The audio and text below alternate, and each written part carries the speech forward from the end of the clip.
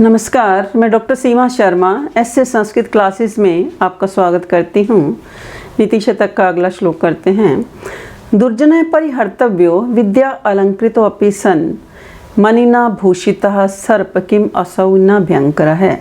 तो ये श्लोक पेपर के लिए इम्पॉर्टेंट है, बहुत इम्पॉर्टेंट है, ये अक्सर पेपर में आ जाता है ये। तो दुर्जनः परिहर्तव्यो विद्या अलंकृतो अपि सन् कि दुर्जन व्यक्ति, यहाँ पर भर्तृहरि क्या कहते हैं कि विद्या से विभूषित होता हुआ भी दुर्जन व्यक्ति को क्या है, छोड़ देना चाहिए।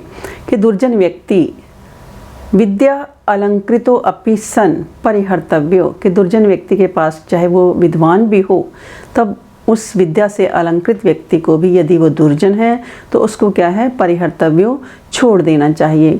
क्योंकि मणिना भूषितः सर्पे किम असौ न भयंकरः, क्योंकि मणि से विभूषित सांप क्या भयंकर नहीं होता। यानी मणि यानी सर्प के जो फन है उसके ऊपर मणि होती है, तो क्या मणि से सुशोभित सर्पः किम असौ न भयंकरः, क्या भयंकर नहीं होता, अर्थात क्या वो काटने वाला नहीं होता है, अर्थात वो भयंकर होता है। तो ये श्लोक इम्पॉर्टेंट है, पेपर के लिए पूछा जाता है अक्सर। ये भर्तृहरि इस श्लोक के माध्यम से क्या कहना चाहते हैं कि विद्वान होने पर भी यदि कोई व्यक्ति दुर्जन है तो उसको क्या कर देना चाहिए, त्याग देना चाहिए, छोड़ देना चाहिए। और मनुष्य को उनसे, उस व्यक्ति के साथ कभी भी कोई भी संपर्क नहीं रखना चाहिए।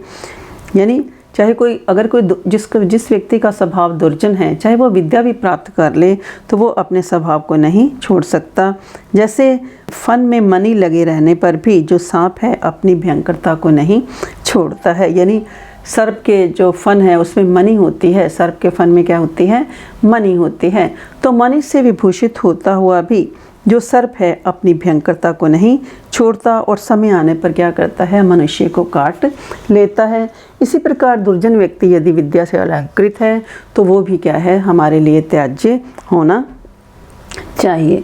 तो इस श्लोक में अनुष्टुप छंद है, अनुष्टुप छंद का लक्षण है। श्लोके षष्ठम गुरुज्ञम सर्वत्र लघु पंचमम द्विचतुष्पाद्यो हरस्वम सप्तमम दीर्घम अन्यो जाड्यम हरिमति गण्यते व्रत शुचौ दंभा शुचौ केत्वम शूरे निर्घृणता मुनौ विमतिता दैन्यम प्रिया अलापिनी तेजस्विनी अवलिप्तता मुखर्ता वक्तर्ये शक्ति स्थिरे तत् को नाम गुणो भवेत् स गुणिनाम यो दुर्जनई न अंकितः। तो यहाँ पर दुर्जन व्यक्ति जो हैं सज्जनों के गुणों की भी निंदा करते हैं। इस प्रकार नीति का दुर्जन व्यक्ति के विषय में बताते हैं कि हरिमति जाड्यम गण्यते, कि जो बुद्धि है उसको कैसे मानते हैं, जड़ता के रूप में मानते हैं।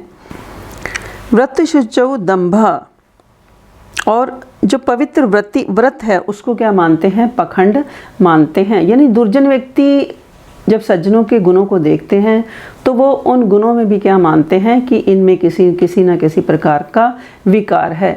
तो व्रत शुचौ गण्यते, और जो व्रत शुचौ मैंने कि पवित्र अगर कोई वो आचरण करते हैं तो उसको भी क्या दिखाते हैं, पखंड मानते हैं। पखंड दंभा गण्यते, पखंड की गणना करते हैं।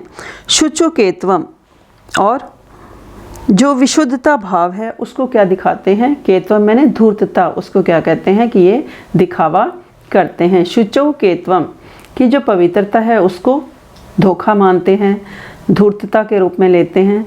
शुरे निर्घृणता, और जो पराक्रमशालिता है उसको क्या समझते हैं, दयाहीनता समझते हैं।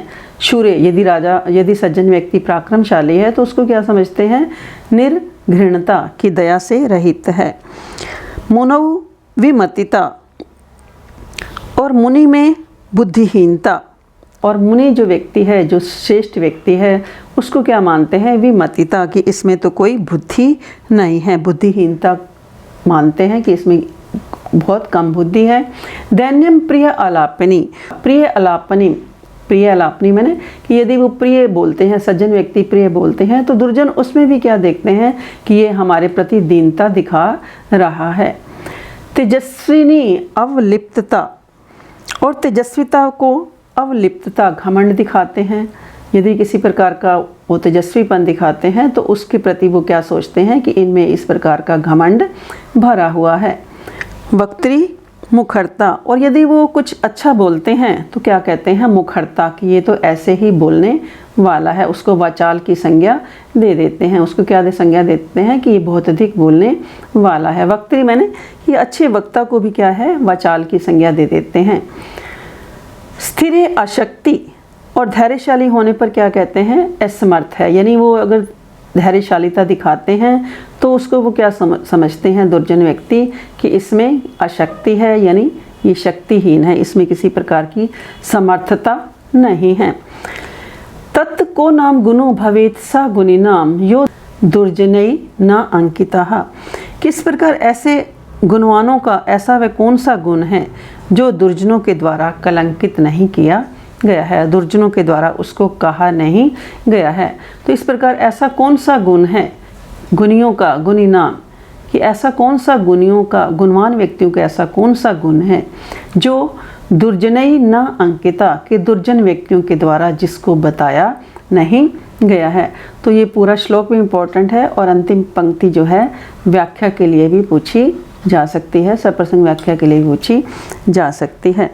तो यहाँ पर भर्तृहरि का कहने का भाव ये है कि दुर्जन लोग लज्जाशील व्यक्ति में जड़ता देखते हैं, व्रत में रुचि रखने वाले पुरुष में पखंडता का अनुभव करते हैं, पवित्र चरित्र वालों में कपटीपन देखते हैं, कहते हैं मैंने धूर्तता देखते हैं कि बड़ा कपटी है, प्राकर्मी पुरुषों में निर्दयता की इसमें किसी प्रकार की दया नहीं है, मुनि या मौनी में मतिहीनता, मुनौ विमतिता, कि अगर वो चुप रहते हैं मौन रखते हैं तो उसमें क्या मानते हैं विमतिता, कि इनमें बुद्धि नहीं है, मधुरभाषी में दीनता का भाव देखते हैं, तेजस्विनी अवलिप्तता, तेजस्वी पुरुषों में घमंड को देखते हैं, वक्ता में यदि कोई अच्छा वक्ता है तो उसको क्या कहते हैं ये तो मुखर है, व्यर्थ में ही बोलता रहता है, वाचाल की संज्ञा दे देते हैं।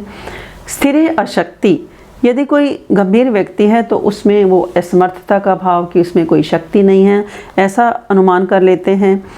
तो ऐसी परिस्थिति में फिर गुणवानों का ऐसा कौन सा ऐसा गुण है जिसे दुर्जनों के द्वारा कलंकित नहीं किया गया, अर्थात दुष्ट व्यक्ति जो है सत्पुरुषों के गुणों में कोई ना कोई दोष जो है निकालते रहते हैं, यानी दुर्जन व्यक्ति जो हैं गुणी व्यक्तियों के दोषों को निकालना क्या समझते हैं कि उनका अपना अधिकार है।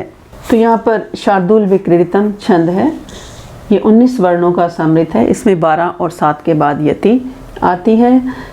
सूर्य अश्वई मस्जस्तः स गुर्वा शार्दूल विक्रीडितम। तो आज के लिए इतना ही, धन्यवाद, जय हिंद, जय भारत।